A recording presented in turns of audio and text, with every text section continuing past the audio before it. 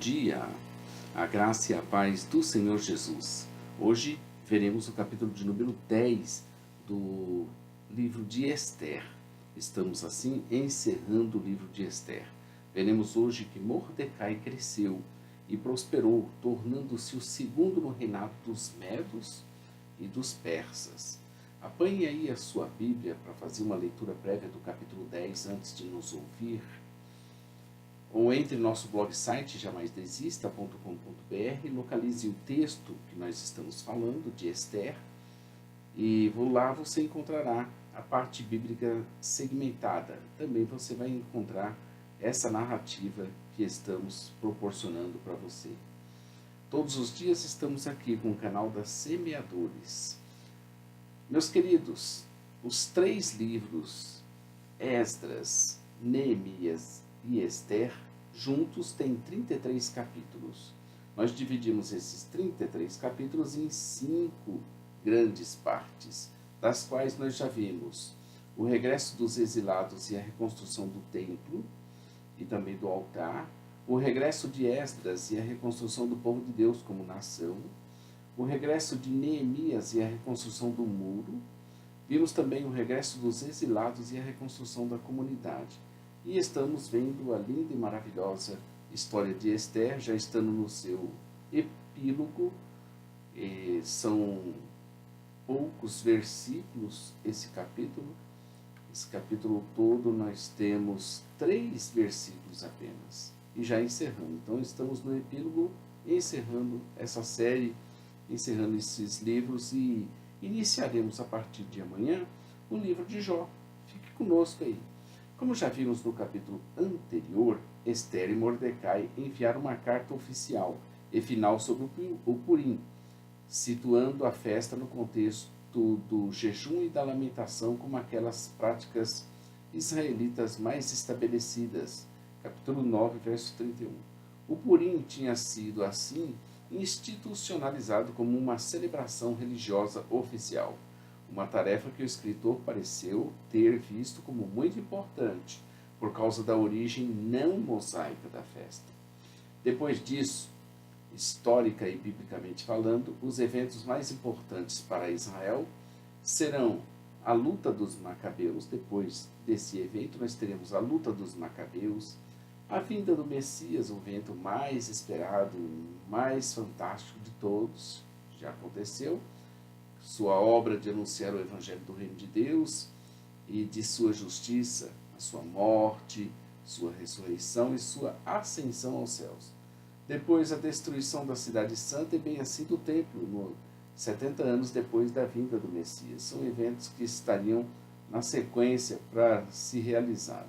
A festa do Purim era a festa mais importante do calendário bíblico judaico, depois das festas instituídas por Moisés. Então, depois das festas mosaicas, nós tínhamos essa festa muito importante. Moisés anunciou ao povo a mensagem da terra prometida, que eles estariam saindo do Egito e do deserto, depois para irem para uma terra que jorra leite e mel. Eles chegaram na terra, e na terra se estabeleceram, mas eles não foram obedientes ao Senhor, que por sua graça, pela graça de Deus e misericórdia, ainda os suportou por muitos anos. Mesmo assim os avisou que poderia ser por causa da desobediência deles que fossem exilados e sofressem cativeiro. Isso foi anunciado muito antecipadamente. Depois veio a época dos juízes, onde Deus sempre proveu para eles um grande libertador, que os livrava dos seus inimigos, mas eles tornavam a cair. Pecavam, se aliançavam com as pessoas daquela terra que Deus tinha falado para não se aliançarem e tornavam a passar por aflições e invocavam ao Senhor que os salvava deles com esses juízes, e isso virou um ciclo vicioso por muito tempo. Depois, rejeitando ao Senhor, escolheram para ser reis. Não que a monarquia estivesse errada, mas eles escolheram reis olhando para as outras nações. Eles queriam ser como as outras nações. Então, rejeitando ao Senhor, seu rei maior, eles escolheram para si reis. E estes dominaram sobre eles por muitos tempos. A grande maioria deles, dos reis infiéis, Eles não guardavam aliança com Deus e faziam toda a nação pecar. Outros poucos permaneciam fiéis e reformavam o povo e a cidade. E isso também se tornou em ciclo vicioso, até que não teve mais jeito e ambos foram parar no cativeiro, tanto Israel como Judá. No cativeiro, eles clamaram ao Senhor por libertação e agora estavam sendo libertos para uma nova oportunidade, para ocuparem a terra prometida. Foi nesse contexto de cativeiro que surgiu a história de Ester e de Mordecai, que enfrentaram os inimigos dos judeus, os amalequitas, e Deus lhes deu grande livramento e vitória sobre eles, e assim instituíram a festa do Purim. Nesse contexto se destacaram Ester como rainha do reino dos persas e medos, e Mordecai como um grande expoente líder, o segundo no reino dos medos e dos persas, versos 2 e 3. Ele era estimado como o ideal de um oficial judeu em poder, comparáveis mesmo com José e Daniel. Olha só a importância de Mordecai e o topo onde esse homem atingiu, como também atingiram o topo José e Daniel, expressões nas suas nações, as quais estavam cativos, que foram expoentes e foram líderes por causa da sua competência profissional, por causa do seu zelo, por causa da sua administração eficaz e principalmente por causa do seu temor a Deus. São exemplos que devemos manter, devemos pregar, devemos falar, incentivar as pessoas com as vidas desses grandes líderes do povo de Deus. A sua importância como um modelo para os judeus em estabelecer a festa do Purim foi reconhecida no livro apócrifo de Macabeus, no qual o Purim é chamado de o Dia de Mordecai. Está vendo? 2 Macabeus 15:36. Nesse pós-escrito dos versos de 1 a 3, vemos o leitor sendo remetido para o livro de Reis da Média e da Pérsia, versos 2, capítulo 2, verso 23. Ester não é citada sem explicações plausíveis.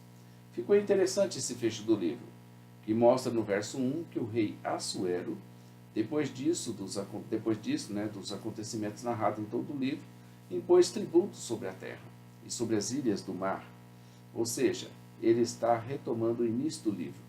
Aconteceu no tempo do rei Assuero, capítulo 1, versículo 1. Isso tudo para indicar ao leitor que todo o relato de Ester e de Mordecai ficam bem definidos dentro do reinado de Assuero, dentro do reinado de Xerxes. Por fim, a lápide, digamos assim, de Mordecai ou Mardoqueu. Uma história dentro da história do rei de Xerxes da Pérsia. O mesmo rei que foi pai de Artaxerxes, onde Neemias era o copeiro, e solicitou e ganhou autorização para ir reconstruir os muros da cidade de Jerusalém. Com certeza foram contemporâneos em algum momento de suas vidas Esdras, Neemias, Ester e Mordecai, que estiveram presentes e atuantes nos reinados de Ciro, Dário, Assuero e Artaxerxes. Meus queridos, acabamos o capítulo 10 do livro de Ester. E agora vamos fazer apenas uma conclusão, fechando essa série que nós abrimos de Esdras, Neemias e Ester, que dá os grandes líderes da Bíblia. Estamos assim satisfeitos com esse resultado alcançado, se bem que com certeza temos muito a melhorar. De fato, é muito bom terminarmos algo que começamos. Como é bom ter propósitos e levarmos a sério nossa missão. Como é bom termos fé nesse Deus maravilhoso, cuja graça é maior do que nossa vida. Como é bom saber que Deus nos fez promessas incríveis e Ele cumprirá todas elas. A palavra de Deus aqui foi anunciada em cada um dos 33 capítulos da história de vida de cada um desses líderes fantásticos que nos ensinaram grandes lições. Em cada um deles temos visto grande devoção e temor a Deus, que os fazia buscar ao Senhor e se humilharem diante dele com fé e a certeza de que os seus clamores não seriam em vão. Em Esdras vimos um enorme desejo de fazer tudo conforme a lei do Senhor. Em Neemias, um desejo forte de ver reconstruídos os muros, a cidade e o próprio povo de Deus.